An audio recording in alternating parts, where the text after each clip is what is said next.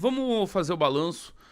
Passado o momento Léo Dias aqui, que foi muito engraçado. Confesso que me diverti bastante. Vamos falar de coisa séria e da repercussão política. Eu vou começar pela gestão de crise ontem, porque ao final da live começou um outro telefone sem fio. Vocês trouxeram informação aqui, inclusive, enquanto a live estava rolando.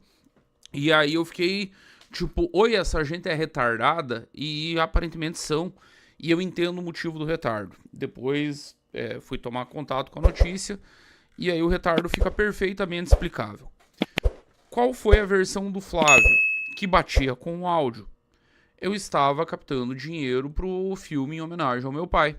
Eu conheci o Vorcaro no final de 2024 e fui pedir dinheiro pro filme em homenagem ao meu pai, uma relação privada, uma transação privada, não teve troca de favores, não era dinheiro público. Uma versão que casava com o próprio áudio, inclusive. Casava com o pedido de grana lá no áudio, a conversa toda girava em torno do filme. Eis que Mário Frias, Paulo Figueiredo e Eduardo Bolsonaro desmentem Flávio Bolsonaro e dizem que não tem dinheiro nenhum do Vorcaro no filme. Tem pelo menos 2 milhões que estão declarados à Receita Federal, inclusive. Esses 2 milhões já foram declarados. Então, já deixaram o Flávio vendido. Aí começou uma série de histórias paralelas. Aparentemente, esse dinheiro foi para outra finalidade, foi parar em outro lugar. E a coisa começa a ficar feia. Tem 2 milhões declarados. Se trata ali na conversa, e pelo que a PF apurou, de 64 milhões, de um negócio que era para ser 130 milhões. Aí não se sabe onde é que tá o dinheiro, não se sabe para que foi o dinheiro.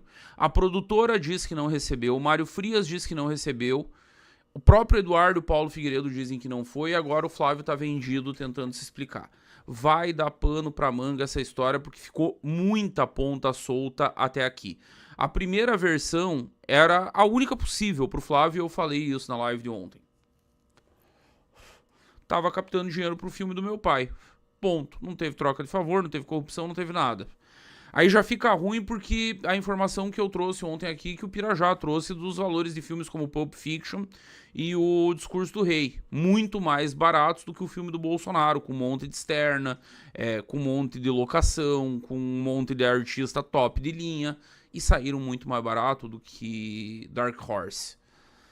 A história começa a ficar muito nebulosa, mas tem uma personagem nessa história toda que já tá morta. Esse já morreu.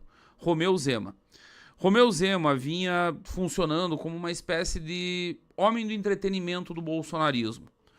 E ele tinha conseguido achar um nicho que o Flávio estava evitando entrar, que é, eu vou radicalizar contra a STF, eu vou radicalizar contra em determinadas pautas que o Flávio não pode, porque ele está construindo alianças, porque ele é um político de centrão, porque não é a pauta dele, era do pai, mas não é dele.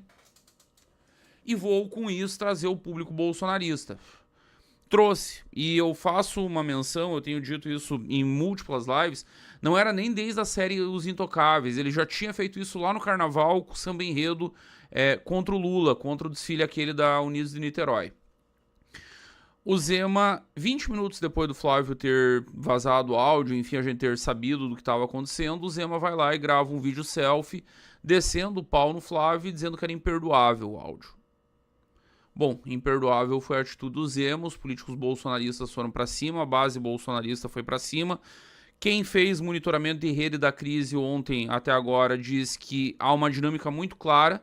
No início era só cacete no Flávio, aí a militância bolsonarista entrou. E aí equilibrou, virou quase um 50-50 entre mensagens negativas e positivas. A conta pro Zema em termos de rede apareceu hoje. Ele vinha numa sequência de mais de um mês crescendo seguidores. Pela primeira vez ele teve saldo líquido negativo no número de seguidores em suas redes.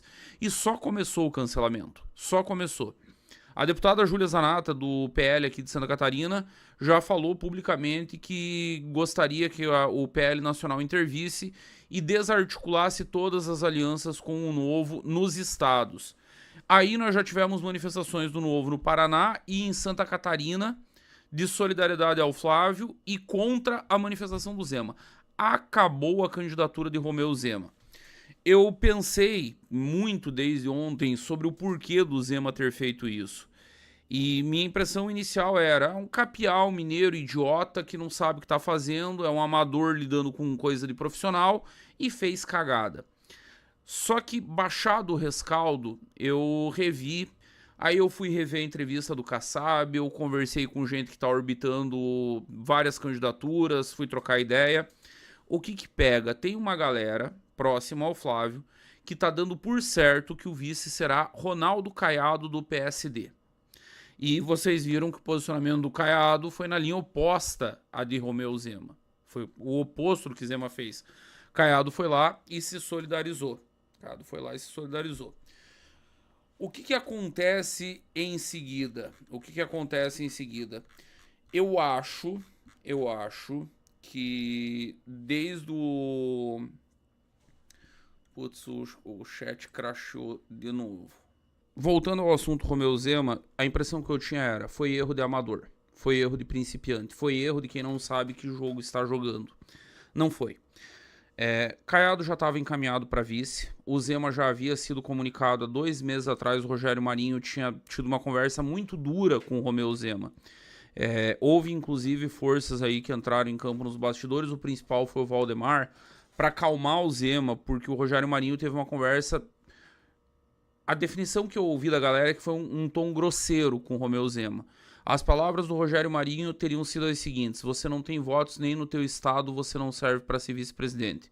O Zema ficou muito puto, aí o Valdemar entrou em campo, e aí depois disso, para pacificar a relação, para resolver o problema que o Rogério Marinho tinha criado, o Flávio gravou aquele vídeo do vice lá no Rio Grande do Sul durante o Fórum da Liberdade. Famoso vídeo do Zema convidando o Flávio para ser vice, e o Flávio respondendo com será e terminando com os dois brindando e gargalhando. Deve ter avançado o projeto Caiado, o projeto PSD, é o projeto Centrão. O Kassab está numa situação delicada porque o Tarcísio não vai fazer campanha sem Flávio Bolsonaro no palanque dele. O Kassab é o principal operador do Tarcísio, fica ruim pro Kassab ficar na contramão do Tarcísio. E aí, no meio disso tudo, o Zema se tocou, tipo, eu não vou ter a vice.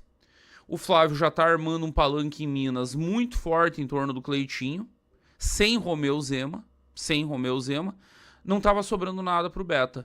O Beta achou uma saída honrosa. Ah, não, eu tô saindo não porque me negaram a vice, não porque eu sobrei no rolê, não porque ninguém quis ficar comigo essa noite. Não.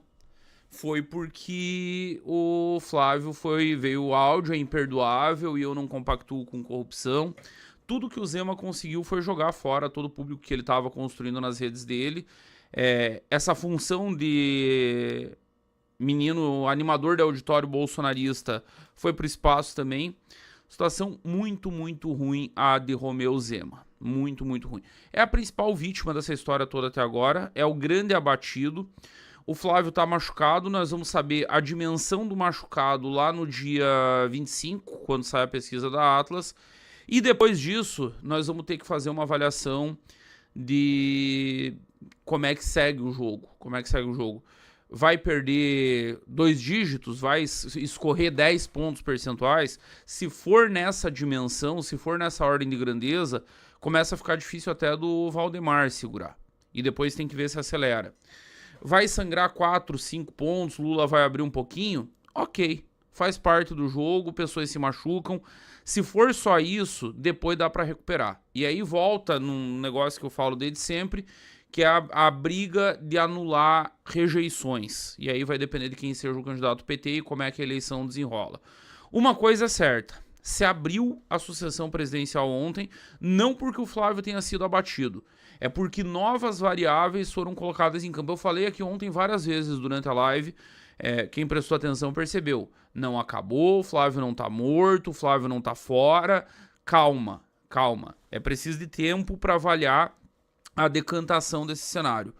As primeiras 24 horas já passaram, ainda com a ferida machucando, ainda sangrando, mas parece ter conseguido conter pelo menos internamente. O bolsonarismo segue alinhado, os militantes seguem defendendo, tem uma narrativa de defesa e a única vítima é o otário que achou que ia surfar, que ia ser o mais malandro que todo mundo, que tá pagando com cancelamento e vai pagar com o fim de sua candidatura, inclusive com o próprio partido forçando ele a retirar isso o mais rápido possível para evitar uma escalada. A conferir as cenas dos próximos capítulos. Você assistiu ao Legião da Missão.